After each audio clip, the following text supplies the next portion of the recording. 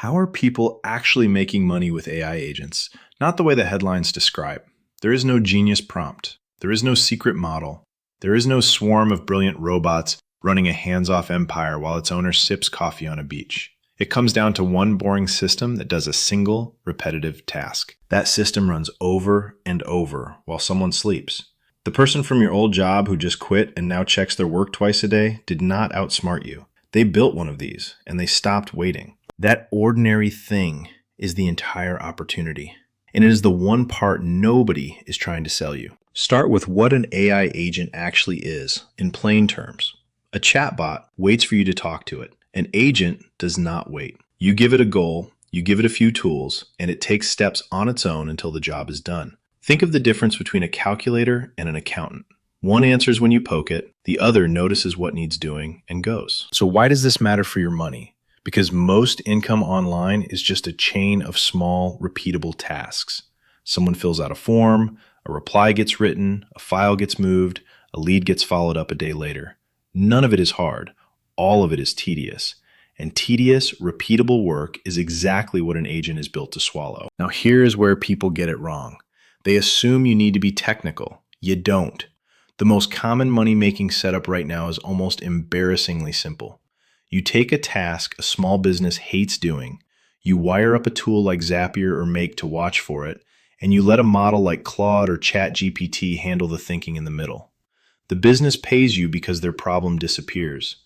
They never see the wiring, and they don't want to. Consider what the research actually shows about this. In 2023, the economist Eric Brynjolfsson and his colleagues at Stanford studied a company that gave its customer support staff a generative AI assistant. The least experienced workers became roughly 14% more productive almost overnight. The AI didn't replace them. It handed beginners the instincts of veterans. And that tells you who really wins here. Not the expert, the motivated beginner with a tool. There is a second study that matters even more.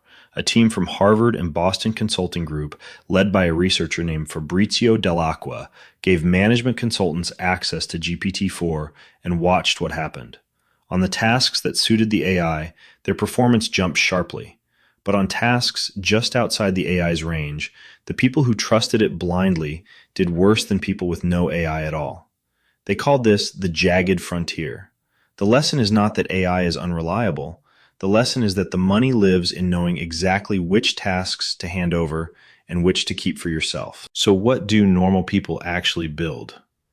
Let me give you the shapes, because once you see them, you cannot unsee them.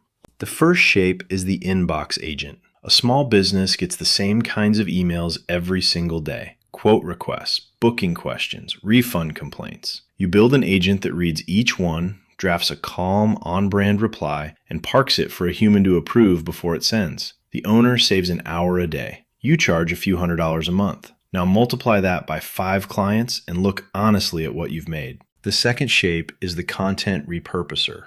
A creator records one video. They want it turned into a newsletter, 10 short posts, and a set of captions, all in their voice. You build an agent that takes the transcript and produces every piece. You are not the writer here. You are the person who built the machine that writes. The third shape is the research agent. A real estate office, a recruiter, a small fund, all of them spend hours gathering the same facts about the same kinds of people or properties. You build an agent that does the gathering and hands back a tidy summary every morning. Dull, repetitive work, and people pay real money to make it vanish. Do you notice the pattern?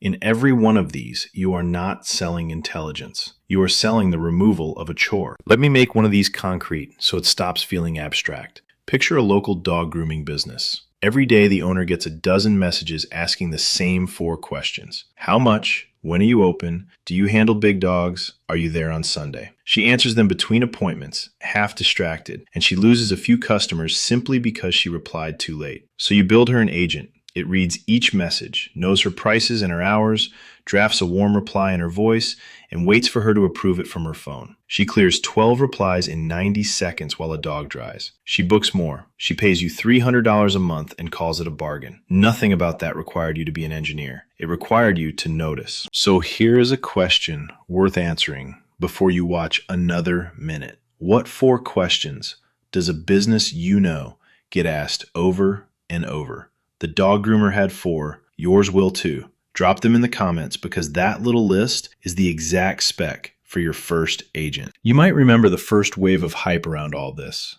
Back in 2023, a project called AutoGPT went viral almost overnight. The promise was intoxicating. You would give it a goal, walk away, and come back to a finished business. Instead, people watched it spin in circles, burning money and chasing its own tail. The dream of the fully autonomous swarm collapsed in public, and a lot of people decided agents were a scam. That was exactly the wrong lesson to take. The thing that failed was the fantasy of handing over everything at once. The thing that worked then, and still works now, is handing over one narrow piece and staying in the room. This is the part the loud voices online keep getting backwards. They sell you a hands-off empire run by a swarm of brilliant robots. But Ethan Malik, a professor at Wharton who has tested these systems harder than almost anyone, describes working with AI as managing a brilliant, eager intern who will occasionally lie to you with total confidence. That is the real texture of it. You are a manager now. The agent does the labor, you do the judging. And managing is a skill you already have far more of than you realize. You know what good work looks like. You know when an email sounds off. You know when an answer is too thin to send. That taste, the thing you built over years of just living and working, is suddenly worth money because the agent supplies the speed and you supply the standard. Now you might be thinking, won't these businesses just do this themselves? Some will, most won't, and not because they can't. They are busy running the thing they actually do.